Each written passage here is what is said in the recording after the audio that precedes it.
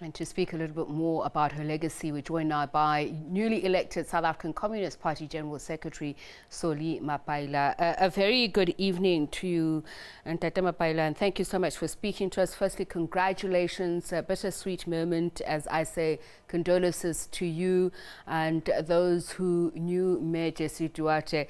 I was actually just thinking about it, that the first time I actually saw her was before I became a journalist. It was in the early 90s, and I remember thinking she cut such a formidable, no-nonsense figure, somebody who went about with purpose. Yeah, a very confident woman all the time, very organized individual, deeply committed to service the poor and the people of the country as a whole, very humble, and yet very feisty. If you were to tackle her or to try and take advantage of her, you really get a hiding ideologically, politically, and I think a great builder of the women's movement and women's structures and structures of our movement as a whole. She traversed the rest of the alliance, worked very well in the SACP, in COSATU, in the women's movement, a great leader of the ANC, very diligent in looking to work. And I think for me, the greatest lesson working with her in the Secretariat for almost a decade was how we never took for granted the policy spaces or the policy proposals, particularly coming from the government, given that we're in the political party, how we needed to make sure that they always should conform with the framework of the policy decisions of the movement as a whole. So to that extent, I think an extremely diligent woman. We've lost a great comrade and a great revolutionary as a movement. For us, I think we're recently rejuvenated when she renewed her membership, and she said, no, look, I can't say that I'm an official of the ANC. I can't renew my membership of the Communist Party. This is my party. And she went public about it. She hosted a big event with the Gauteng comrades where she received back her membership because she had allowed it to lapse a while, given a role in the ANC, but that affected her. She felt she was somehow disconnected, although every single day, Comrade Jessie's work was for the working class and the poor. And that's a lesson that we can always remember about her as the Communist Party. As you say, a staunch socialist who stood steadfast by her ideals. Some of the last events that you were together was the march you led against the Israeli embassy, against what she called Israeli genocide. Talk to me about the picket and her role in that, formulating the policy and just making sure that the end goal is achieved. Yeah, that picket, we were in a meeting one day and she said, comrades, why are we not implementing our resolutions? Because we're looking at a variety of things, particularly the international sphere. And she said, let's go there as the alliance, because this is our commitment, this is our resolutions. And we went there, and I remember Comrade Nomvola, she said, Nomvola in the organizing division, we need a program of the alliance quite soon. And they pulled it together. We went there and she was quite clear.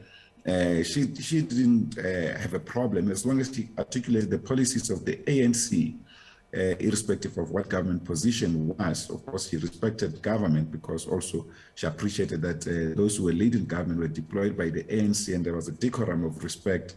But she never compromised on policy positions of the ANC.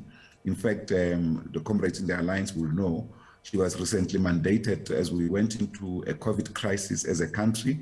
The alliance produced an economic response to the COVID-19 pandemic, and we appointed her as the leader of that economic process, economic response team.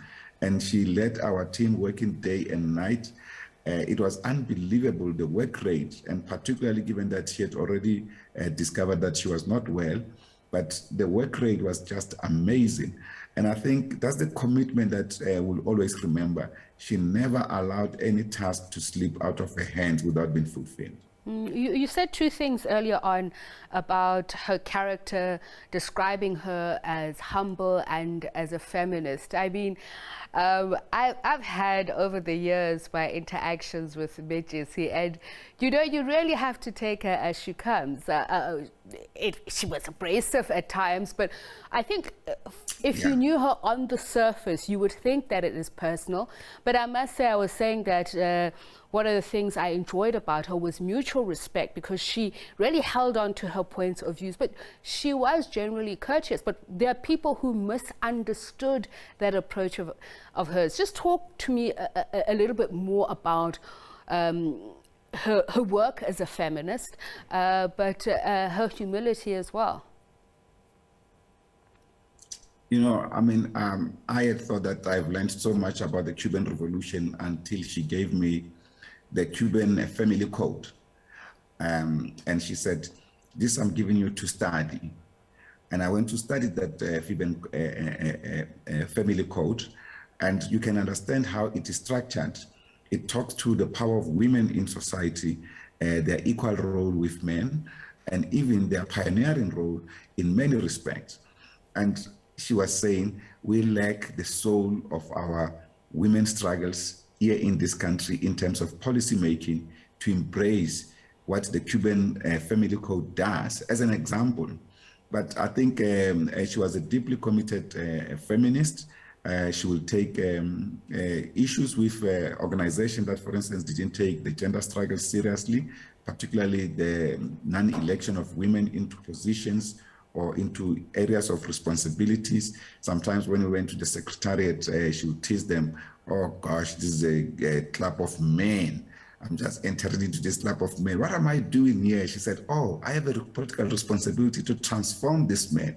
And we will laugh about it. But indeed, she worked hard to transform men of the alliance to have much clearer ideas about feminism, gender struggles, as well as the fight against patriarchy, sexism, as well as for what a non-sexist society would look like. She was a top candidate for any other position. And I must say, between our discussions, she used to say, you know, when Nkosazana Dlamini Zuma contested for the presidency of the ANC, she said, you know, for me, the fact that it elevated the confidence of women across the country that a woman can be president, and it was done with such confidence, was something else. So she always was on the side of women, no doubt about it. But men who just took, who thought she's just any other women, will certainly meet her abrasiveness, but with respect as well. She engaged on ideas, and if she differed with you, it was not because it was out of mischief. She would differ with you and criticize you constructively, not to destroy you. So you can still go back to her tomorrow to have a further engagement with her. But I mean, we have lost an irreparable damage. We have suffered an irreparable damage as a movement, a great, great loss for us, but a great comrade who traversed all spheres for our revolutionary struggle, participated effectively in the underground. I mean, someone who worked so close with Albertina Sisulu, Nelson Mandela, two recipients of our Christian Peace Award, the highest award of the SACP, and yet so humble, is the thing that made us look up to her from time to time for consultation on this or that, because she never lacked a smile, even when she was going through agony, particularly in recent time after discovering a sickness. All right. Thank you so much for your time and sharing some of those experiences. The newly elected SACP General Secretary, Solly Mapaila, much appreciated.